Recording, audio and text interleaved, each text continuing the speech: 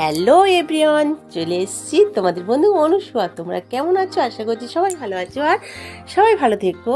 আর আমি অনেক অনেক ভালো আছি। আর দেখো ভাইটা কেমন মুচকে মুচকে হাসছে, দেখো ওই যে বিক্রি করছে ভুট্টাটা, ওকে অনেক কথা জিজ্ঞাসা করছিলাম, ও সেই জন্য হাসছিল আর বলছিল ওর বাড়ি বিহারে, বলছিল এখানে ও থাকে বিলপাড়ায়। তো যাই হোক, ওর সবসময় ওর দোকানটা আমি কিনে খাই মাঝে মাঝে, তো ভাবলাম আজকের একটু ওকে বলে একটু শ্যুটটা আমি করলাম। দাঁড়িয়েছিলাম, তার আগুনটা দেখে এত লোভ হচ্ছিল, মনে হচ্ছে না একটু ভিডিও করি। ভিডিওকে বললাম যে ভিডিও করে, বলে হ্যাঁ দিদি করো। আমাদের মুখ দেখাবো, বলে হ্যাঁ হ্যাঁ মুখ দেখাও, বলে ভিডিও করছি।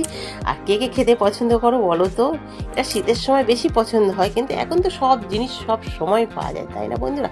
আর আমি মেয়েকে নিয়ে পড়তে যাচ্ছিলাম, আর পড়ে টড়ে ফিরছিলাম, ফেরার পথে কিনে আসছে। আর আমি দেখো এই যে ভুট্টা আগে ওখান থেকে পপকর্নটা কিনে নিয়েছি, খেতে খেতে আসছিলাম, আর সামনে ও আবার পড়েই গেল, তা কিনেই ফেললাম। মেয়ে বললো যে খাবো, তুমি চল খা, আমি তো এটা খাচ্ছি, তুই ওটাই তাহলে খা। দেখো আর এই নুন আর লেবু মাখানোটা কি ভালো লাগে, এটা কিন্তু ঘরের অতটাই ভালো লাগে। কে খাচ্ছে দেখো আমার মায়া। চলো খেতে খেতে বাড়ি যাই, টাটা।